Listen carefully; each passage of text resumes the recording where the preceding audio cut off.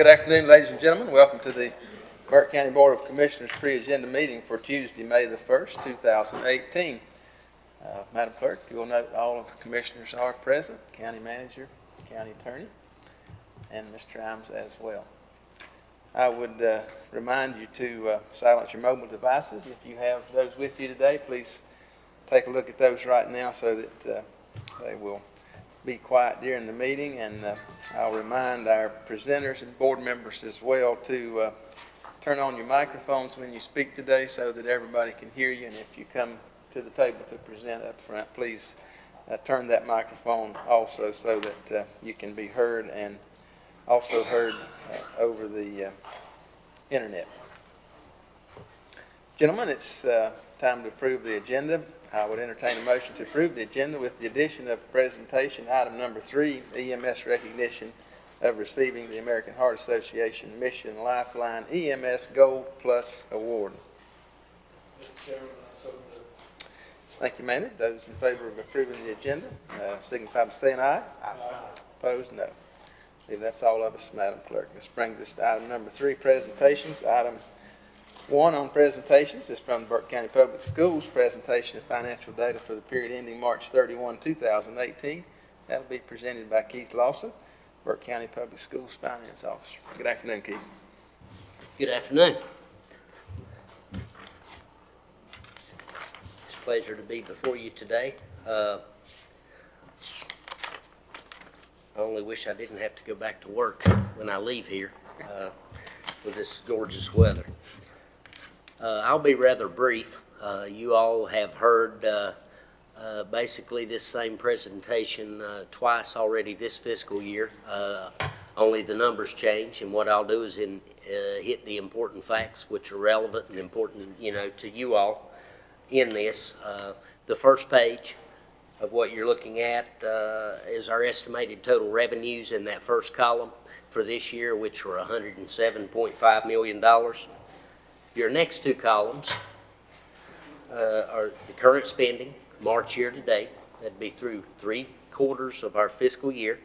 We're at $78.5 million in spending compared to the previous year of $77.5.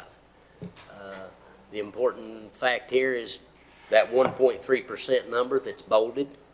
What this represents is a 1.3% increase in spending over the previous year. $1 million, yes, is a lot of money, but increase year to year when you're talking this amount of money, that's very, very nominal. With our increases in wages, increase in employers' health insurance and retirement premiums, you would expect that number to be much higher. If we were on target and on budget, that'd be a 3.4% increase. So what that translates to you all is we're under budget at this point in the year.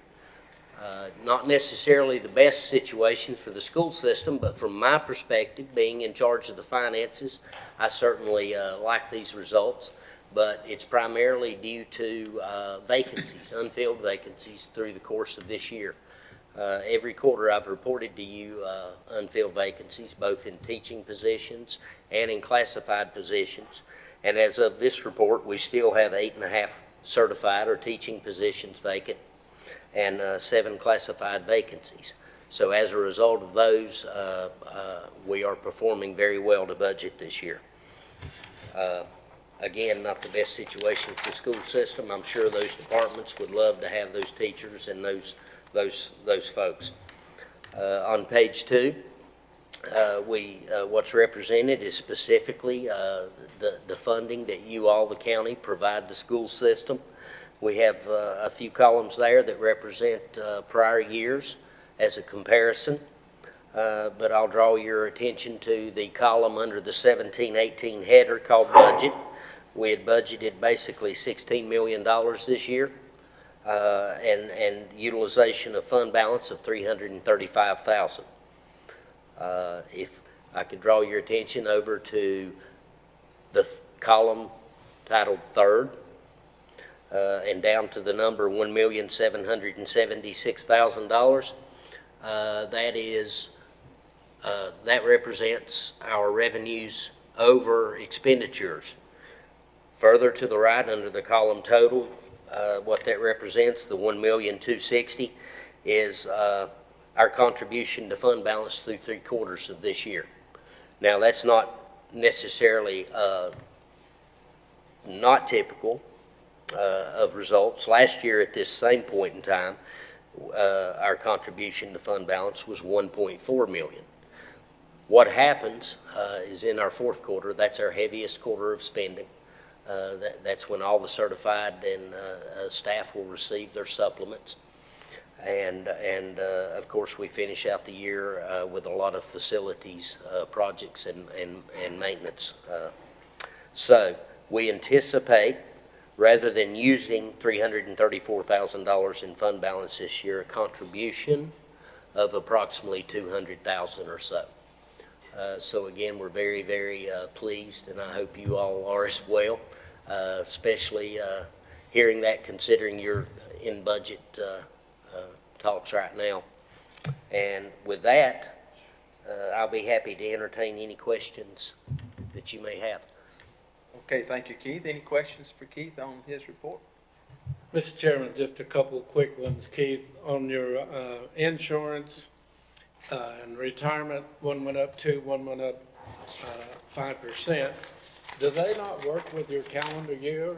With your school year rather than the calendar year? And if it does, why did it go up in mid-year? Our fiscal year, as you know, the same as yours, runs from July 1 to June 30. Retirement rates and health insurance rates are set typically by the General Assembly January 1. So we'll be at one rate halfway through our fiscal year, and then it'll increase in the second half.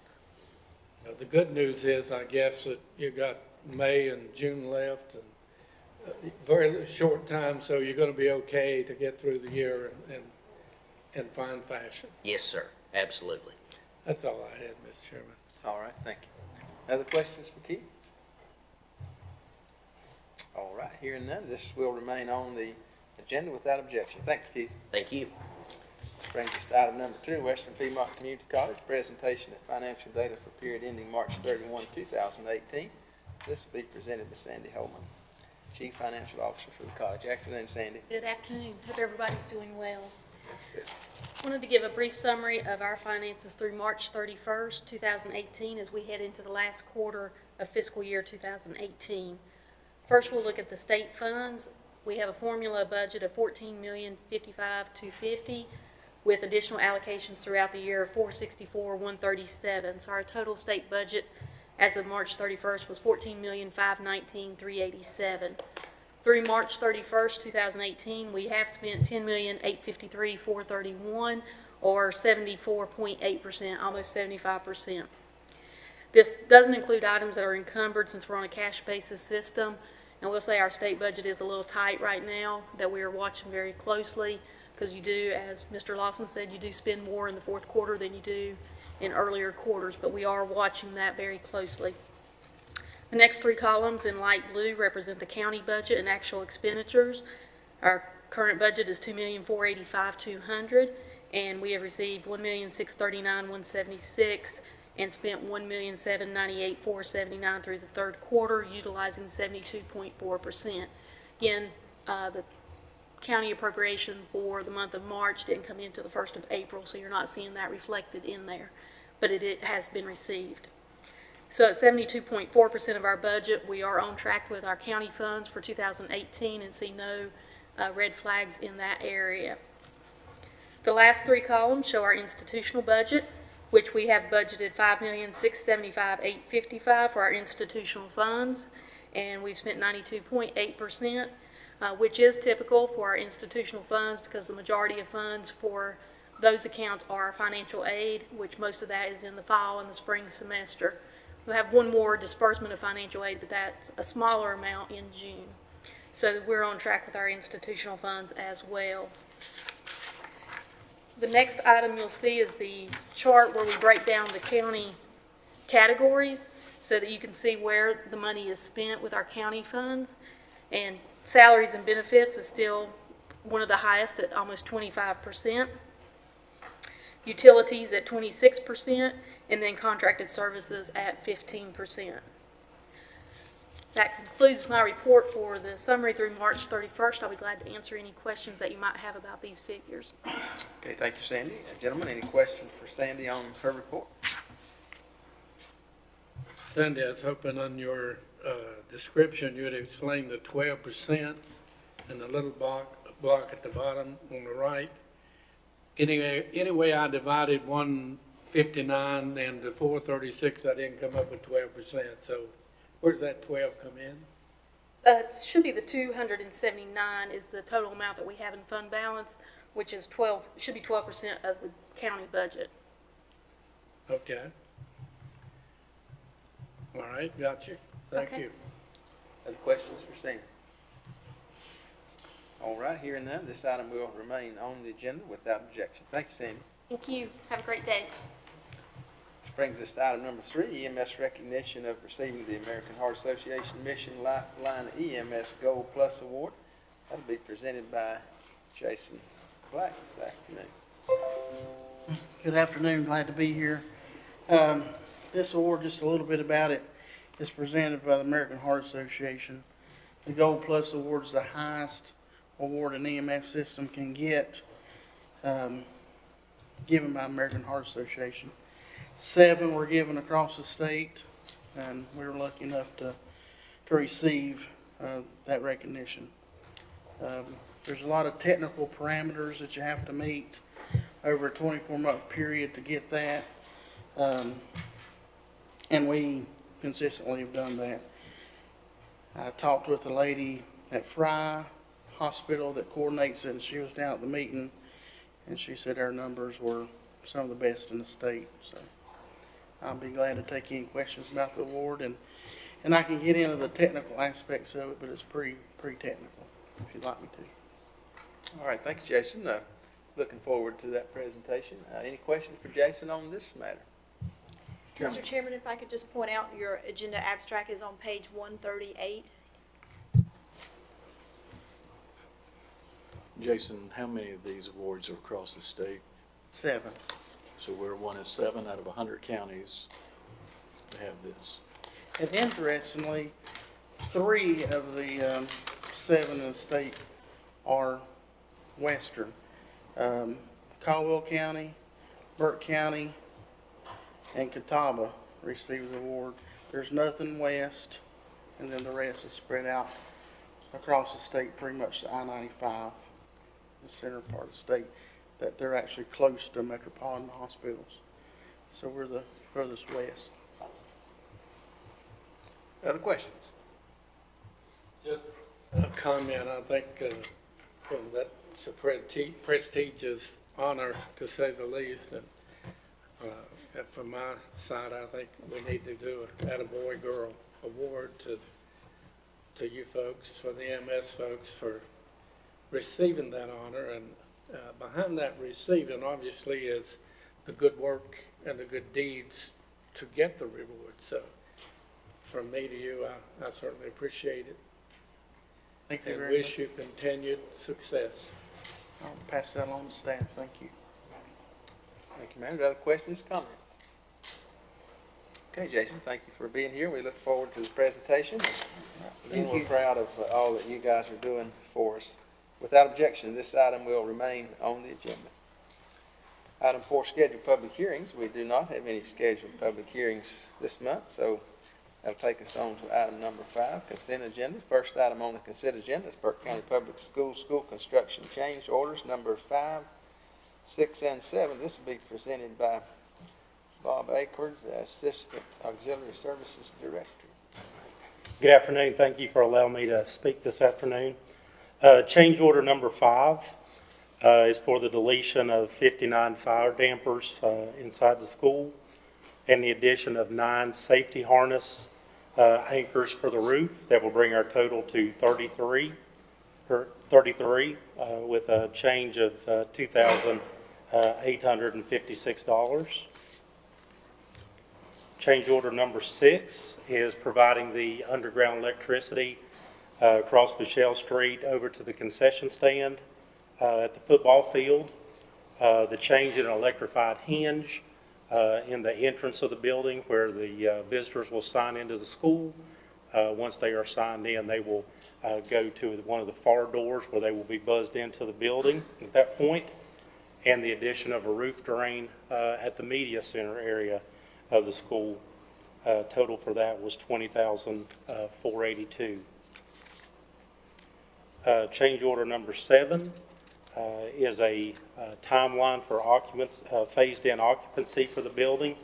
Areas B and D of the building, which is on the Bouchelle Street end of the school, the classroom end of the building. Start bringing in furniture and phasing in at that point on July 2nd. Areas A and C, which is a media center, office area, July the 16th, and the gym, cafeteria, and auditorium area on July the 30th, with August 1st being our target date for occupancy. All right, thank you, gentlemen. Any questions for Bob on this item? Mr. Chairman, if I may, it talked about the dampers and removing them before we get the school painted.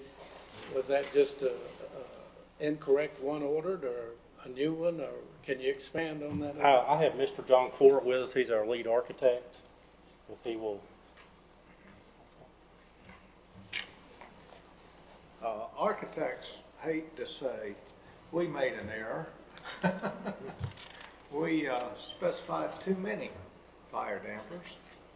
And we have walls, it's a return air plenum building, which means we save the cost of return air ductwork above the ceiling and just bring the air back to the air handler. The way you plan it from the beginning, you can save a lot of money that way. The issue was that if you have a janitor's closet, we will take the walls around the janitor's closet up to the roof deck above, but we don't want the fumes from the chemicals in the janitor's closet getting into the return air stream. And you have instances like if you have a dryer in a room, we've got a half a dozen washer dryers. You don't want a lint fire to get loose in this plenum, so you build a wall around it. Well, our mechanical engineer explained this to his draftsman, and he explained that to his draftsman. About, Simon said, third down the line, got to put fire dampers in all these walls that go up to the roof above. So that was just a mistake. And we discussed this with Michael Krotz, and he said, unless it's a rated wall, we don't want it to look like a rated wall. It walks like a duck, talks like a duck. You'd think it's a duck, but no, it's not. So this is a mistake that benefited and a credit to Burke County. And Fire Marshal didn't want it anyway. So. Well, if it's an overorder, it's an easy problem to fix then. That's right. The second question I had was, I noticed the discussion on paper about some of the cement not meeting requirements of hardness. I just wanted to ask, and I noticed that it had no load-bearing efforts on it. And I guess my question, are we good with that cement 15, 20, 40 years down the road? Or Absolutely. There are instances where you make all the concrete strength below grade a specific amount. Keep it all the same, they won't. But that's contract. Okay, so we call for it all to be 3,000 PSI below grade, contract. Building code says it's 2,500 pounds below grade. That's North Carolina State Building Code. And this is tested. Every pour is tested. So we know exactly what the formulation is that the concrete company is providing and is on the job. Well, they came in and we had some concrete testing that was a few hundred pounds less than 2,500 pounds that is required by the building code. So we had our engineers test it all and do the computations, and we don't need 2,500. We reviewed this with Mr. Crotts. He agreed we don't need it. Well, we had a wet spring. Contractor was asking for time requests, had enough to get him into September or October because the number of rain days. So we said, Mr. Contractor, how long do you think it's going to take to dig up all that concrete, take it away, and pour new concrete? Don't you think that's about the amount of time it rained on you this year? And he said, yeah, I think that's right. So we did this no-cost change order to accept material that didn't actually comply with the specification by a few hundred pounds. And the main thing was trading for time. So it accomplishes the goals, Burke County School, to get you in the building by August 1st. And that eliminates all questions of time extensions. Contractor signed a date certain completion date of August 1st. It can rain from every day from here to August 1st, and he's not going to request time extensions. He's going to get us into school, which means he's going to spend a lot of time, overtime work, doing every effort to meet the school board's move-in dates. So that was a negotiation that ended up in a zero cost increase. But the overall picture is Mark Balcom, president of Hickory Construction Company, personally involved in the job, and he has pledged we're going to have this school August 1st. That's not an easy task. And then you say, at what cost? Well, many times when you set a budget, you tell folks, okay, you're going to receive bids, and you should expect to have about 5% of that bid cost in change orders, concrete, roof anchors. You keep planning the building as you go. That ought to be about 5%. Well, the building's 85% complete right now, and the total increase in contract cost is less than 1/2 of 1% for the 12 months we've been building the building. So we got tight budget controls on this, and we don't dare say it's okay without informing the commissioners. Right. Well, I appreciate the explanation, and 200 pounds off of, I guess it's 31 pounds per square inch. on the Yeah, cement, 3,000 so PSI. That's less than my weight, isn't it? Right. Thank you for the explanation. That's all I have, Mr. Chairman. All right, thank you, Mayor. Any other questions? All right. Hearing none, this item will remain on the agenda without objection. Thank you, gentlemen. Thank you. Thank you. Item number 2 on the consent agenda, Burke County, Burke Commissioners' resolution requesting General Assembly to expand scope and funding of roadside cleanup programs. That'll be presented by Vice Chairman Mr. Carson. Thank you, Mr. Chairman. As we previously discussed before, the litter problem in Burke County has become, according to all of us, and I think we've all seen it, it's become worse over the last couple of years than it ever has been. So if you would consider a resolution now that we ask the General Assembly to expand both the funding and the scope of litter control by the North Carolina Department of Transportation, who now hires out private firms to pick up trash. If we could encourage the Assembly to maybe ask them to do an extra pickup each year. They do 2 now. 3 would be great. And also ask the North Carolina General Assembly and law enforcement, encourage them to enforce the current litter laws by writing citations. That's probably would help us here in the county. All right, thank you, gentlemen. You've seen this resolution. Any questions on this matter? The litter is still basic. I mean, there's a lot of litter in the county, but it's still wherever the trucks come going out to the dump. Any route that goes out to the dump is gonna have litter on it. They can clean it up one day and it'll be there the next day. Well, I think we've got to address that to some degree. It's just the way it just happens. If it's under that tarp, Yes. Mr. Chairman, just a comment, I kind of like this in one way. I got a chuckle when I read it. Fellow commissioners, what we're doing is we're reversing the trend. We're doing a mandate that requires money, and we're doing it to the higher ups.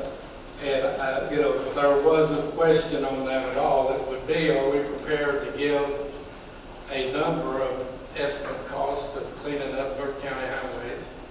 And I guess number two would be, are we willing to do 50-50 match if that's how it comes back to us? But I did get a nice little chuckle out of this. We'll find out in item number 6 where they're mandating us to spend more money. But anyhow, that's all I have to say on that. Any other comments? This is an item I think we've seen across the state, and a number of other counties also concerned about the same subject. So, without objection, this item will remain on the agenda. Thank you, John. Item number 3 comes from the clerk, reappointments and appointments to Child Protection, Child Fatality Team. Madam Clerk.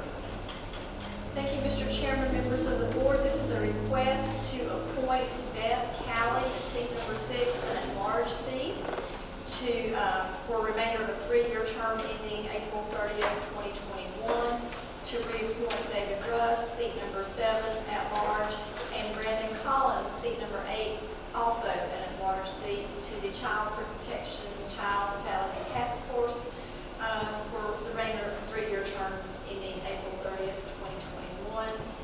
Miss Elizabeth Browning was in seat 6, but she is not seeking reappointment at this time. Madam Clerk, any question on this matter? Hearing none, this will remain on the agenda without objection. Madam Clerk, item number 4, reappointments and appointments to East Burke Senior Center Advisory Board. Thank you, Mr. Chairman, members of the board. This is a request to reappoint Larry Abernathy, seat number 2, Thomas Taylor, seat number 5, to the East Burke Senior Center Advisory Board for 3-year terms ending May 31st, 2021, and to appoint Sarah Ann Gibson to seat number 8, Marie Spiegel to seat number 9. This would be for a 1-year and a 2-year term, respectively, ending May 31st, 2020. All right, thank you, Madam Clerk. Any questions on this? And I would also need to mention that seats 7 through 9, they would like to activate those seats. They've just had 7 members now, but now they're going to go to 9, so that's what those new appointments are for.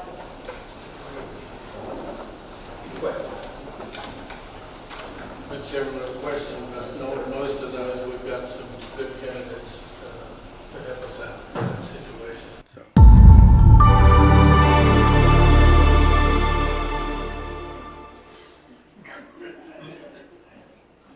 I guess we do, Maynard.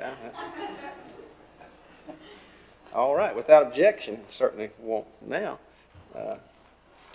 This will remain on the agenda. Brings us to item number 5. Madam Clerk, appointment to Western Piedmont Community College Board of Trustees. Thank you, ladies and gentlemen. This is a request to fill a vacancy for seat number 3 on the Western Piedmont Community College Board of Trustees. We had one application on file from Mr. Malone McNeely. I did receive another application late this afternoon, but I believe this applicant is interested in the seat that we'll be doing in June. I will confirm that, but at this moment it's the request to appoint Malone McNeely to seat number 3 to complete an unexpired term ending June 30th, 2019. All right, thank you, Madam Clerk. Any question on this matter?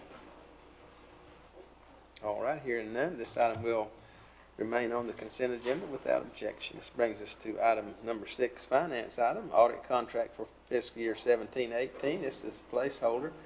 Mr. Imes, you want to make any comments on this item? Yes, I was looking to see if the auditors were here, but I don't see them present. They were, had planned on being here, so I don't know if something came up. But each year, the county is required to have its accounts audited by a CPA. And so Loudon Church, who's been our auditors for quite a while, they have recently given us a proposal. We didn't receive it in time to get it included in the agenda material, but they have proposed a fee for next year in a total amount of $44,700. That is compared to the current fee of $38,450. And the reason for the increase in the audit contract is the requirement on how the auditors have to determine what programs to examine and monitor. The rules have changed, as things like to do from time to time, I think, just to create more work for people. But anyway, since the rules have changed, it's going to require much more work on the auditor's part, so they have proposed an increase in fees. And I can tell you from looking at the listserv, that's happened across the state. So this is not anything new or unusual for Burke County. And actually, there's two documents for the board to consider, not just the audit contract, but the state has also required all 100 counties to do an examination of eligibility that will require a separate agreed-upon procedures contract, two separate documents, and which, the state auditor, in effect, what they're doing is, they're relying on local auditors to do some compliance work, and they have they've told each county that they will examine a certain number of files, and it's the same number for all counties, large and small, which I don't really, see the logic in that. I mean, if you compare Mecklenburg to Hyde or Terrell, I mean, you pull the exact same number of files for clients, and they have to go in and basically redetermine eligibility. The whole works just for compliance. So it saves state auditor from having to send people out to do it. But now the counties have to do that. There's a separate contract. They proposed a fee of $9,800 to do that service, and that will be a report that gets issued to the state auditor's office. So you have two things. One, a new one for the agreed upon procedures, and two, the annual audit contract for the county. All right, thank you, Paul. Any questions for Paul on this matter? This is, as Maynard noted a few moments ago, another change by the state that pushes costs from Raleigh to each county. Any questions, comments? Mr. Chairman, just one that I'm assuming all of you got the nice letter from Loudermilk, personally mailed to you that explained this. I got one of those, and when I looked at it, I said, oh no, another mandate. Here goes more money out of our pockets. So, Yeah. no question, just a comment. All right, thank you, Mayor. Any other comments? Comment, Mr. Chair. I found it alarming when we went down to our last association meeting that Vance County, Nash County, Washington County, and Hyde County, their auditors pulled out and refused to audit their counties because of the cost of the mandate that came back from the state. There was too much work to do, and they said they just would not audit those counties. So those counties now have come to the association and hoping that the association could come in with one, maybe find an auditor that through the association would take on some of these poor counties that they actually couldn't afford to do their audits, and that alarms me tremendously. Thank you, Johnny. Other comments? All right, hearing none, this item will remain on the agenda without objection. Item number 7, Health Department, 2017 State of the County Health Report, and we'll recognize Rebecca Cloud for that report. Good afternoon, how are y'all? Afternoon. I'm not Lisa because I have Lisa working on a DHHS grant for the opioid action initiative, so she can't be in two places at one time. So I said I'd be glad to come and speak to y'all about the 2007 State of the County Health Report. This is a supplement, if you remember, from when we do our community health needs assessment in the off years. Then we present to our stakeholders, of which our local officials, y'all are one of our set of stakeholders, about what's the progress that we have made as a county in regards to our community health needs assessment. Lisa sent you the document.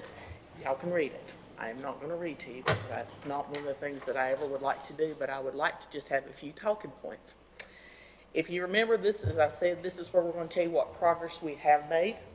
And we have made some because we've worked well with our Burke Wellness Initiative of about 45 or 50 agencies. They have stayed engaged for over 2.5 years. And on the 3 priority areas of mental health, which you'll find in your packet on page 80, I did write those numbers down this time, that's where we are increasing support for mental health through education, communication, and awareness.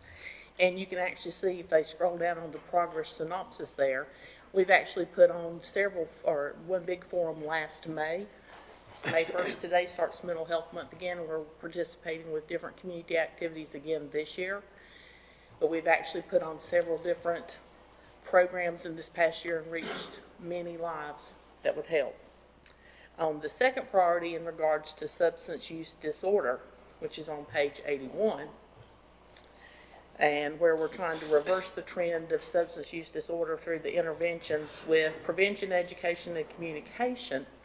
Again, we have made wonderful leaps and bounds with this by having, if you scroll down for the program synopsis, there's been many programs. We've put on 3 forums, which thank you very much, all have been a part of. The community has been a part of, the judicial system, the law enforcement, the employers, everybody has been a part of to raise the awareness.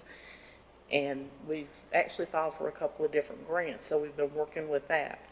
On page 83, in regards to poverty, that work group is working to reduce the incidence of poverty by increasing the opportunities for quality of life. That one's a smaller one because that's where you're looking at the social determinants of health. And that one's a little bit more intangible, where you have to look at transportation, housing, employment. These things are not going to come overnight, but we work at them a little bit at the time. In regards to the new and emerging issues, it's something that we've told you before. The federal government, Maynard, as I like to say, they have those unfunded mandated requirements, or they go through and they cut from the federal government, and that is a potential worry that if the federal administration cuts the prevention grant fund, that will affect a lot of the public health services. And also in regards, you've heard us talk about Medicaid transformation. I call it Medicaid reform, but it's Medicaid transformation, where they're going from fee-for-service to values-based system. And that's where we're going to work and have to be a part of the managed care organizations. So we're working towards that, not only from our social services side, but from the public health side. And that will affect the private people also, the providers. And then with our Burke Health Network, which is our group of safety net provider organizations, they're working on trying to improve access for care and also looking at a community pharmacy initiative, because drugs cost so much money, and trying to look at how can all the people who work with safety net organizations provide medications for a lower cost. So those are some of the things that we're looking at. And then just to kind of finish it up with the community changes in funding, Fonta Flora Trail and all the great work that's been done by Scott Carpenter and his staff, and what y'all have been able to help support through funding and grants. That's one of the big things to help promote wellness and physical activity. And then we have worked on community health grants for primary care, not only for us. We're finishing up a 3-year grant. I explained back in February we've put in for another 3-year grant for primary care.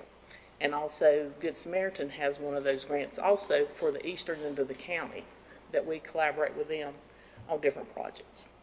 So in a nutshell, whew, but you have it all laid out in front of you. It's also on the website, and it's on our website. And if you ever have any questions, do you have any questions about it today? Because we'd like for you to accept it. Okay, thank you, Rebecca. Any questions, comments for Rebecca? Rebecca, I noticed on your chart that Alzheimer's was the largest rate increase category you had at 8.5%. That was followed by diabetes at 5.6%. And the third one is a little bit of a surprise. Suicide's up 3.8 in just 1 year. So that's pretty alarming. I don't know what we're going to do about the Alzheimer's and diabetics, or diabetes, but somehow or another we ought to be able to work on that suicide. That's, And we actually are with the mental health issues. We did QRP, which is the suicide prevention trainings. We offered them last year, and we're also offering them this year. We're doing it for both youth and for adults. And I can get you more information on where, because the general public can come and also see what are the signs and symptoms so that they can become more aware. And we're trying to work with the different providers to make them more aware. So we are working on that. yeah. But I just thought those were interesting numbers and They're the very sharp alarming increases. numbers. Yes. Yes, sir. Thank you, Maynard. Other questions, comments? Rebecca, on sleep apnea, can we, is there any documentation, I mean, how many people in Burke County die from that a year? Or, I mean, everybody's talking about sleep apnea all of a sudden.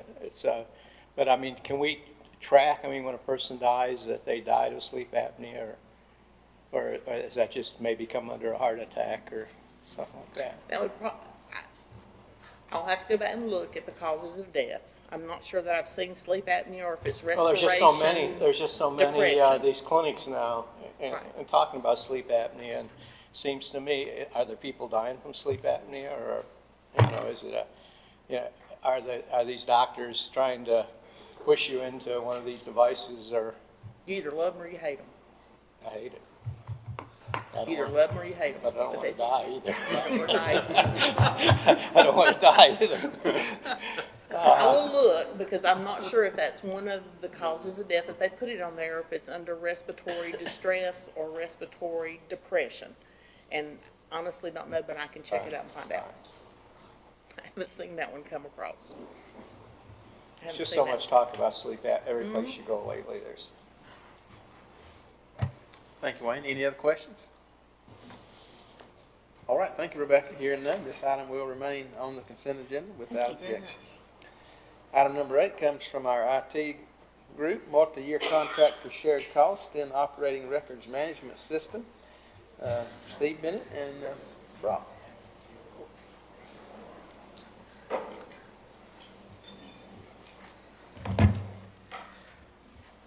Good afternoon, ladies and gentlemen. This is a placeholder item. We're pending a contract being drafted by the county attorney. We should have that shortly. But this is for a multi-year contract for our law enforcement record management system that's currently shared and jointly used between the city of Morganton, the town of Valdez, and the Burke County Sheriff's Office. And I can answer any questions about that. Okay, thank you, Steve. Any questions for Steve or Brock on this item? I don't think so. This is, as I understand it, a result of the stepping back of Valdez and Morganton and need to do this. Yes, sir. This is, the existing cost share structure for this application goes away with the interlocal agreement. So this would be a multi-year contract that would lock in budget numbers for everybody for 6 years. Okay. Questions? All right, thank you, Steve. Brock, this item will remain on the agenda without objection. Item number 9 in the consent addenda, JCPC, approval of county plan for Burke County and funding allocation. This will be presented by Rebecca and AJ.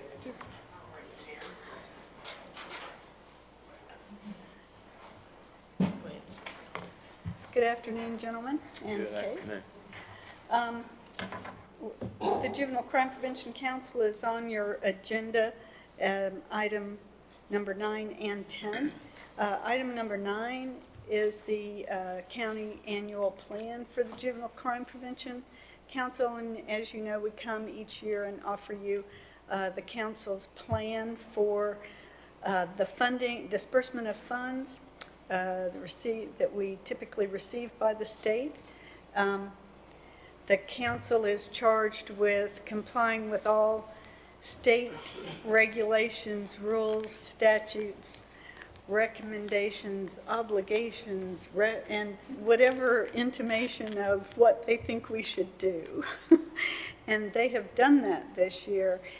You can see in your packet that there are a number of documents that support the fact that the council's subcommittees have reviewed all the research and information that the state and the juvenile court counselors offer us for the risk and needs assessments. And with the help of the juvenile court counselors, they have prioritized a list of the services that they believe is necessary. The entire council has supported the list that you'll see in the, excuse me, in the plan. There's a continuum of services in the plan as well that maps out what was found to be available and what was not available or not accessible by the group of youth that we target. The request for proposal was put together by the Finance Committee, and the legal obligations were followed to publish that and get it to as many people as possible. They also created a timeline for that activity and the obligations of the programs to follow. The Finance Committee vetted all of the program applications and came up with a recommendation, and the entire council has approved those. That is in your packet as well. The program agreements were filed with the state as required in the computer system NC Allies, and that list and those amounts are also in your packet. And they're for your approval. We'd like for y'all to approve the 18-19 county plan with the $230,000 and $294 as the funding allocation with the programs presented to you. We'll take questions.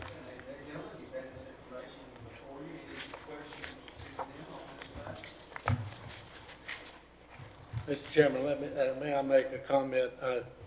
This group of people meet about as many times as the Board of Commissioners meet on doing their budget.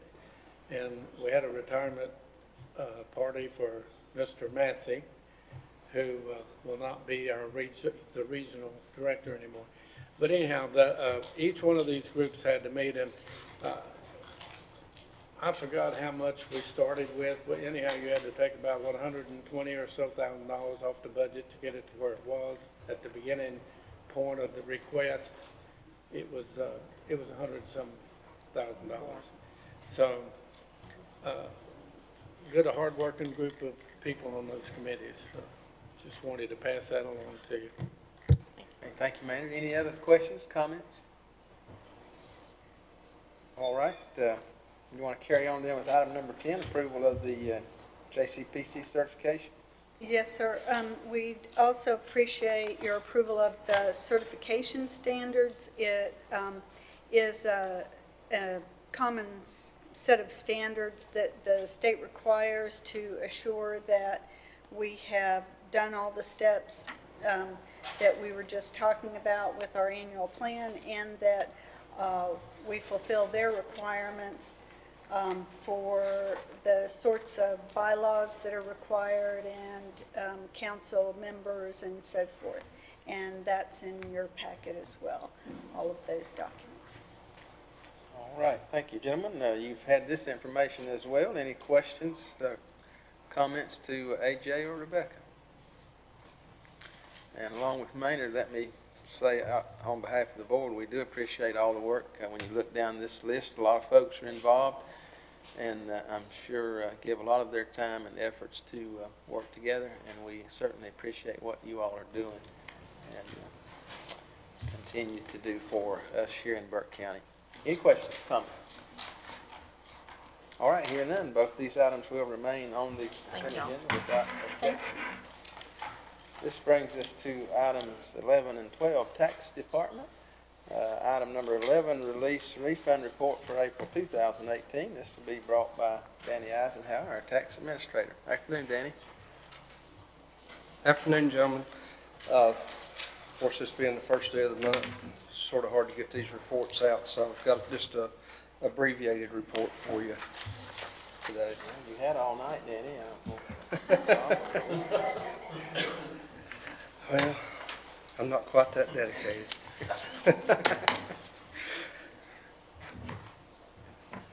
Okay, for the release and refunds, you can see on the report there, we had releases for $1,514.59. There were no rebills, and then we had a refund amount of $437.61, and then the vehicle tax refunds were $352.78.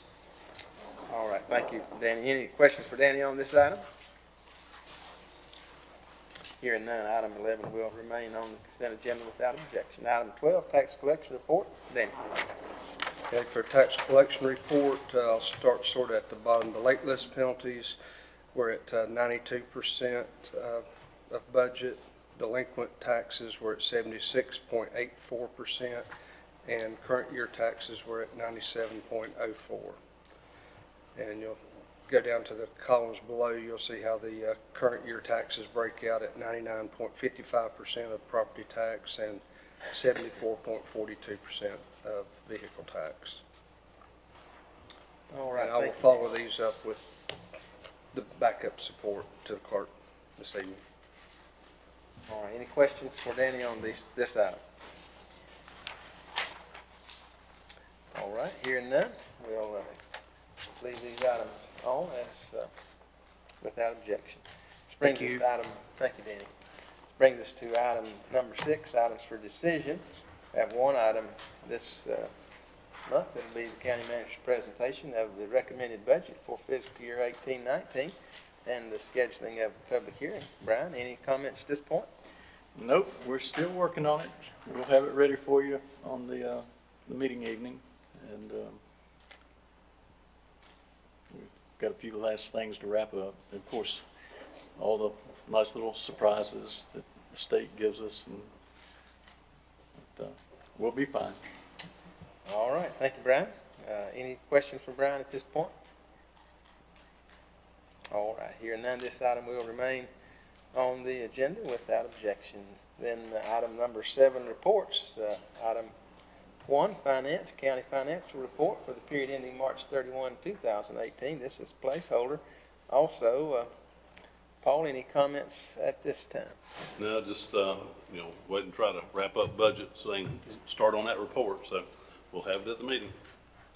All right, thank you, Paul. Any questions for Paul on this item? All right, item number 6, other discussion items. Resolution amending the board's 2018 meeting schedule. This will come from Madam Clerk. Thank you, Mr. Chairman, members of the board. This is a request to adopt a resolution today, canceling our May 22nd budget meeting and moving it to Monday, May 21st.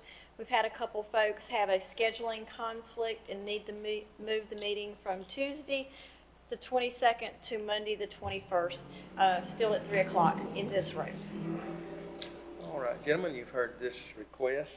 We do have a couple of conflicts on that date. We'd be asked to move it a day forward. Any problems with that move? Everybody okay with it? Okay, and hearing none, we'll leave that to matter We need to adopt that today. Need to adopt that today. That's resolution 2018-12. Okay. And we do have that, gentlemen. So, hearing no problem with that, I'll entertain a motion to do so. Thank you, Wayne. All those in favor, please signify by the uplifted hand. Madam Clerk, that's 5-0. Thank you, gentlemen. Okay. One other item we did receive, I want to just acknowledge this item from a number of our Burke County veterans. Guys, appreciate you all being here today. Madam Clerk will get this information out to us. It's concerning a request to continue work on a monument for those killed from Burke County, all veterans. So we'll be getting that information and consider that during our budget process as well. Okay, Madam Clerk will get that out maybe tomorrow. Okay. All right. All right, this brings us to adjournment. Gentlemen, any other things we need to hear today? Yes, sir, Mr. Chairman. I think everybody has become aware. I received a text this morning at 10:21 from Mayor Ronnie Thompson that his mother passed away. I would ask that we remember Ronnie and his family. There's no arrangements as of yet, so I'm sure Madam Clerk will get those to us as soon as she can. All right, thank you, Johnny. Do appreciate that reminder. Be mindful of the mayor and his family during this time of loss. Anything else we need to hear today? All right, hearing none, I'll entertain a motion to adjourn. Thank you, Maynard. All those in favor say aye. Opposed, no. I believe that's all of us, Madam Clerk.